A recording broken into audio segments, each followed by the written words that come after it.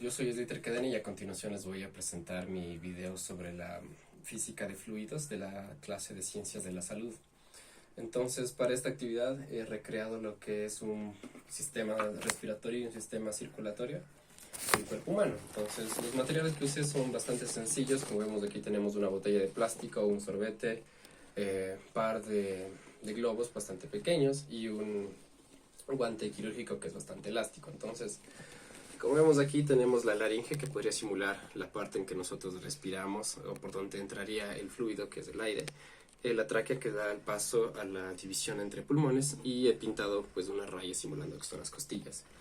¿Cómo funciona? Es que nosotros, al momento de que inhalamos aire, la cantidad nosotros que inhalamos aire, sucede que el diafragma se va hacia abajo. El diafragma es el músculo que separa la zona abdominal de la zona pulmonar. Entonces, el diafragma se expande y hace que la cantidad de aire que puedan retener los pulmones se expanda igual. Entonces, como puede ver, se llena de aire, y cuando nosotros exhalamos, el aire pues se va y el diafragma se contrae. Por lo tanto, los pulmones se quedan sin aire, el aire sale y las costillas también se contraen un poco. Entonces, qué se puede sacar de esto sobre la física de fluidos?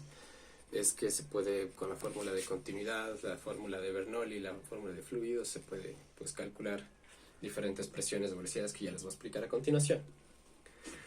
Entonces, aquí tenemos el sistema circulatorio. Lo que he usado son 3 botellas recicladas, una manguera fisiológica que es bastante delgada y flexible.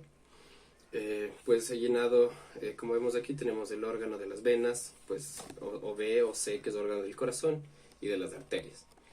En cada, por ejemplo, de las venas hasta el corazón, desde el corazón tiene una válvula que simularía las válvulas que tienen pues las venas, que van hacia las venas sí tienen válvulas que cierran y abren. Entonces, conforme sucede el diástole y el siástole, que ya les voy a explicar, estas se cerrarán y se abrirán. De la misma manera, tenemos que va desde el corazón hasta las arterias, y esta se abre y se cierra.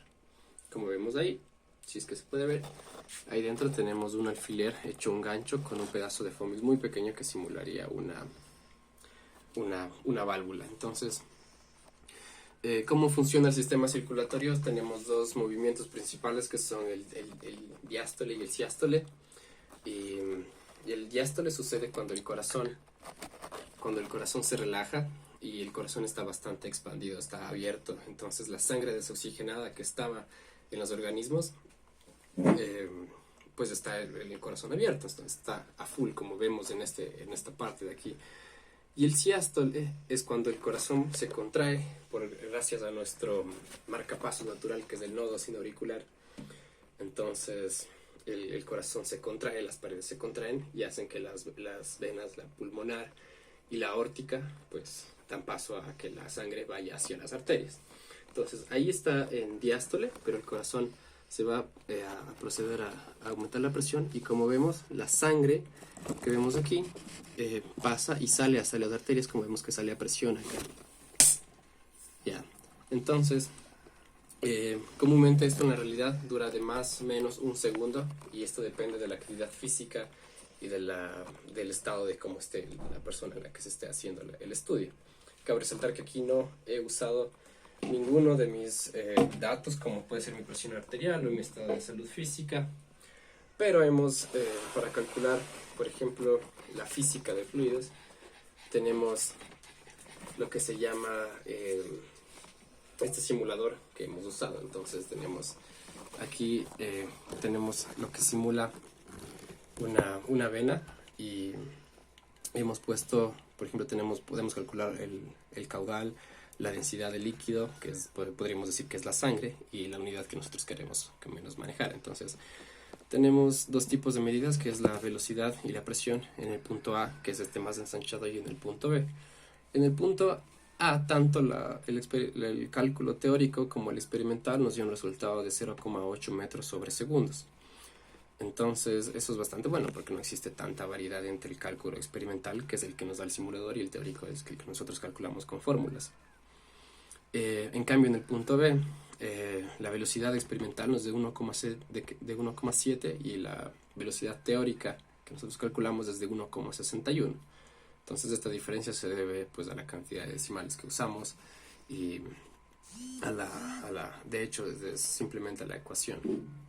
Entonces también calculamos, bueno, cabe recalcar que la velocidad se saca con la fórmula de la continuidad y, y la presión, como se ve aquí, también se saca pues experimental y teóricamente. La presión usamos la ecuación de Bernoulli y como vemos aquí, aquí he tratado de mover un poco más arriba y abajo donde está ubicada la presión, puesto que esta depende de la altura de donde se esté tomando. Por ejemplo, aquí se ve que está un poco más bajo y acá está un poco más alto con respecto a la mitad del conducto, que sería una vena o una arteria. Entonces la densidad, usamos densidad de gasolina, que es bastante pues fluida, y tenemos un área de 3,1 metros cuadrados. Y pues prácticamente tanto la presión A como la presión B, donde la presión A es mayor en este caso, nos da una diferencia de 1484 pascales. Entonces eso es bastante pues corto a la velocidad teórica que nos da, ya que como dije el rango de error puede estar en los decimales o en la cantidad de decimales que uno se usa. Y así es como prácticamente se calcularía pues la presión, podría ser la presión arterial, la presión y la velocidad a la que la sangre fluye por medio de un conducto como serían las venas o las arterias, y también podríamos simplemente cambiar la densidad de cómo funcionan estas, con la que transita la sangre. Y eso sería todo. Muchas gracias.